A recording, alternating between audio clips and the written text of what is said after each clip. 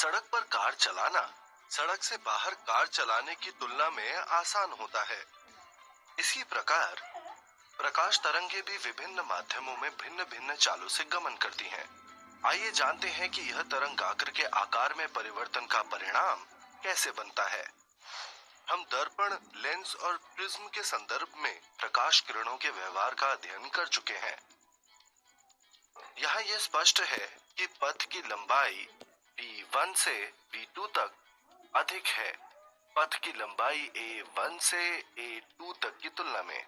वास्तव में प्रिज्म में पथ A1 से A2 तक लंबा होता है पथ B1 डैश और B2 डैश के बीच से। अब प्रकाश की चाल प्रिज्म में वायु में प्रकाश की चाल से कम होती है। परिणाम स्वरूप प्रकाश को गमन करने में अधिक समय लगता है A1 से A2 तक। इसीलिए A2 तुलनात्मक रूप से पीछे रहता है B2 से। उत्तल लेंस और तरंगाग्र।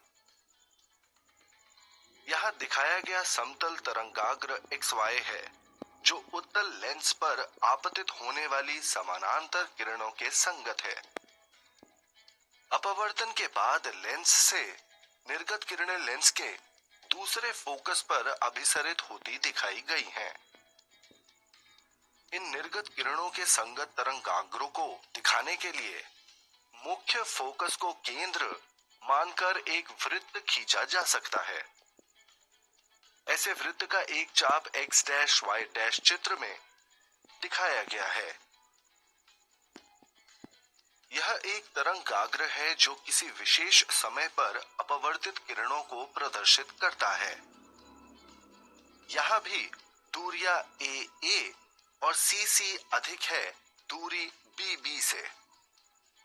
क्योंकि किरण BB को लेंस से कम वेग से लंबी दूरी तय करनी होती है, बिंदु B तरंगाग्र पर पीछे रहता है A और C के। अवतल दर्पण और तरंगाग्र। आकृति में दिखाई गई समानांतर किरणें अवतल दर्पण पर आपतित होती हैं, जो परावर्तन के बाद मुख्य फोकस F पर फोकसित हो जाती है। यहाँ एक बिंदु B परावर्तित किरण पर पीछे रहता है A और C के। कारण स्पष्ट है। दर्पण के ध्रुव पर आपतित किरण को दर्पण के किनारे पर आपतित किरण की तुलना में अधिक दूरी तय करनी पड़ती है। सारांश। प्रकाश की चाल विभिन्न माध्यमों में भिन्न भिन्न होती है। विभिन्न प्रकार के अपवर्तन और परावर्तन को कला और तरंगाग्र का उपयोग करके समझाया जा सकता है।